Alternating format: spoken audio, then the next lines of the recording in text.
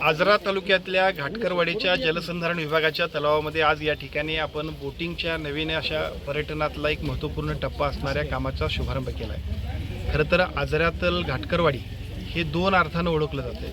महाराष्ट्राची चेरापुंजी म्हणून ज्या किटवडे आजऱ्यातल्या घाटकरवाडीला ओळखलं जाते तीच घाटकरवाडी, जिथं प्रचंड पाऊस महाराष्ट्रात सर्वाधिक पडतोय, हा एका बाजूला ही ओळख आहे। आणि विशेषतः कोल्हापूर किंवा मुंबई गोवा हायवे जो आहे त्या गोवा हायवेवरती सुद्धा सगळे गोव्याला जाणारे पर्यटक जिथं थांबू शकतील अशा पद्धतीचा हा स्पॉट आहे। या ठिकाणी सुरुवात होणाऱ्या बोटिंगच्या निमित्तानं पर्यटनाला खूप चांगलं प्रोत्साहन मिळेल।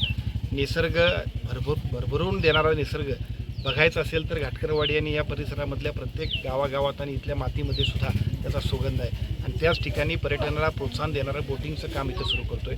अनेक वर्षाची मागणी होती, काही वेळेला शेतकऱ्यांचा त्याला विरोध होता, पण आता सगळ्या गावकऱ्यांनी शेतकऱ्यांनी सुद्धा इथं आपल्याला संमती दिल्यामुळं जो हत्ती संपूर्ण सगळ्या शेतात संचार करत होता, त्यामुळे आमचे त्रस्त असणाऱ्या शेतकऱ्यांना आता या ठिकाणी हत्ती संगोपन केंद्र होणार आहे। आणि थोडक्यात हत्ती संगोपन केंद्र झाल्यामुळं एका बाजूला हत्ती जे शेतात फिरतात ते थांबतील, पण त्याच्याबरोबरीनं हत्तींचा कॅम्प केल्यामुळं हत्तींचा पर्यटन बघण्यासाठी सुद्धा हजारो लोक इथे येतील।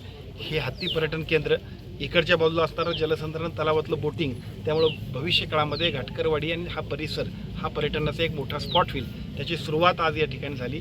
याच्यामध्ये ज्यांनी सहभाग घेतला आहे ते जलसंधारण विभागाचे अधिकारी, त्याचबरोबर या ठिकाणी इन्व्हेस्टमेंट करणारे सन्मान्य मान्यवर, सगळ्यांना मी शुभेच्छा देतो। आणि पर्यटनाची एक नवीन ओळख आजरा तालुक्यातल्या घाटकरवाडीमध्ये आज सुरू होते, त्याच्याबद्दल मी मनस्वी सर्वांना शुभेच्छा देतो।